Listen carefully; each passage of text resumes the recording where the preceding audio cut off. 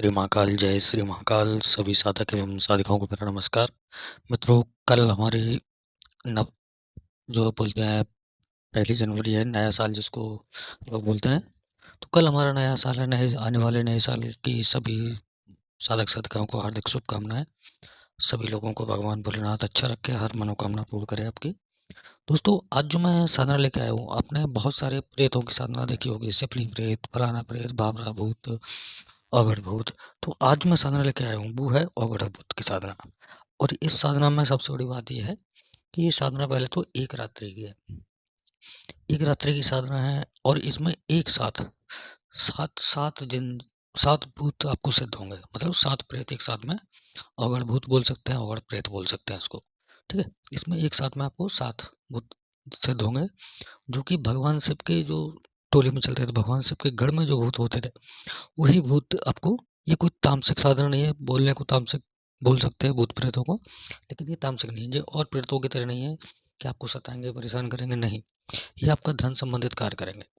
आपने बहुत सारे कार्य सुने होंगे, जैसे गोडाउन शिफ्टिंग का, पैसों के बारे, जैसे मुंजा प्रेत हुआ, बावड़ा भूत हुआ। ये क्या करते हैं?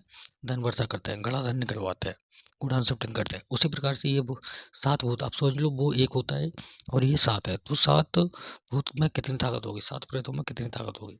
वो भी भगवान शिव के गढ़ से है, जो कि उनके साथ में चलते थे। तो ये बहुत ताकतवर प्रेत है। तो इनकी मैं साधना बताने जा रहा हूँ।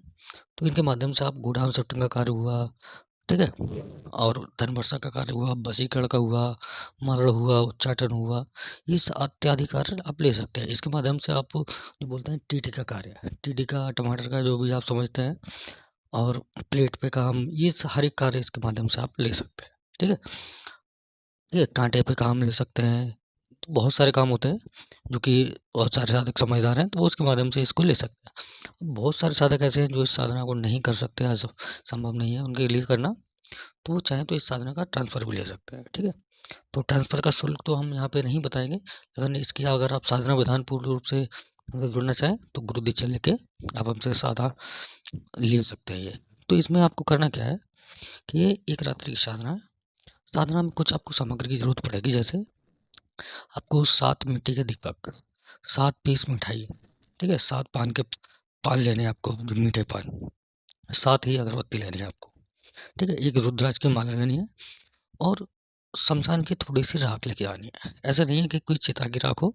शमशान का वो जो गेट होता है, मुख्य गेट के अंदर से कहीं से भी एक मुट्ठी आपको राख ले लेनी है। अब उस राख को साधना से जिस दिन आप करनी है, साधना आप किसी भी शुक्रवार को, शनिवार को, अमावस्या, पूर्णिमा या फिर एकादशी को, इन रात्रियों में आप कर सकते हैं। इन रात्रियों में क्या है, शक्ति हमारी बहुत ही ज़्यादा प्रचंड रूप से चलती है। ठीक है? तो इस साधना को करने के लिए आपको क्या करना है, आपको एकांत कमरे का चयन करना है। साधना से पहले आपको ब्रह्मचर्य का रूप से पालन करना है। ठीक है, अपने कमरे में साफ सफाई करना है। अपने शारीरिक और मानसिक रूप से, दोनों रूप से आपको, मतलब सात्विक रहना है। कोई ब्रह्मचर्य का पालन करना जरूरी है, मन से और शारीरिक रूप से, कि आप मन में विचार आ रहा है आपके कि वो लड़की जा रही है, वो ऐसा है, फलाना ढिकाना, बहुत सारे लोग गंदे विचार करते हैं। ठीक है, तो आपको वो सब नहीं लाना है अपने मन में। और आपको एक रुद्राक्ष की माला लेनी है, संस्कारित। अब आपको क्या करना है, एक लकड़ी की चौकी लेनी है। ठीक है, और कम से कम 10-20 रुपए के आपको बतासे या मिठाई, बतासे, आपको बतासे से बहुत सारे लोग नहीं जानते होंगे, और एक लौंग, लौंग के जोड़े आपको रखने हैं। ठीक है, जब ये साधना आपको करेंगे तो आपको क्या करना है, दक्षिण दिशा की ओर मुँह करके आपको बैठ जाना है अपने कमरे में। सुरक्षा घेरा लगा लेना है। सुरक्षा घेरा लगाने के बाद में आपको अपने गुरु का पूजन करना है, गुरु मंत्र का जाप करना है, अपने इष्ट का पूजन करना है। ठीक है, सभी का पंचोपचार पूजन करने के बाद, सभी से आज्ञा लेने के बाद में आपको इस साधना के लिए बैठना है। अब सबसे पहले क्या करना है आपको, एक लकड़ी की चौकी या फिर अपने सामने 7 दीपों को लाइन से जला लें। दीप जलाने प्रज्वलित कर लें, मतलब उसके बाद 7वां अगरबत्ती लगा दें। सामने वो मिठाइयाँ रखनी है आपको, 7 और 7 पान रखना है। वहीं पे आपको कुछ कुछ, मतलब सिंदूर में जो, ठीक है, बजरंगबली का जो सिंदूर होता है, उसमें आपको बंधन जिसे बोलते हैं, उसमें मिला, उसके पास में थोड़ा सा वो रखना है बंधन, और बंधन के साथ में ही कुछ साबुत लौंग रखना है। अब लौंगों को आपको करना क्या है, जब भी इस साधना को करेंगे आप, तो इसमें आपको अनुभव होंगे। जो इसका मूल मंत्र है, उसका आपको 51 माला जप करना है। तो जप के जब और जो शमशान की राख है वो अपने चारों ओर बिखेर लेनी है।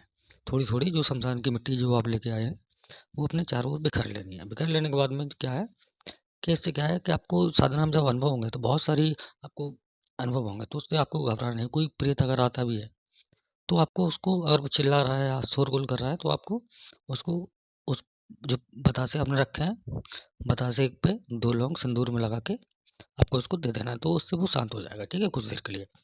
जब तक आपके 51 माला जब पूरा ना हो जाए, ना अपना सुरक्षा घेरा खोले, ना उससे कोई बात करे। और जब भी बात करें तो वो बहुत सारे वचन मांगेंगे कि हमको ये भोग चाहिए, वो भोग चाहिए, नहीं। आपको किसी पे एग्री नहीं करना है, किसी पे राजी नहीं होना है। आपको केवल राजी होना है कि महाराज जी हम केवल मिठाई का भोग दे सकते हैं आपको, और पान मीठा दे सकता है, ठीक है, जो मीठा पान होता है, बस इसी चीज़ पे आपको एग्री करनी है।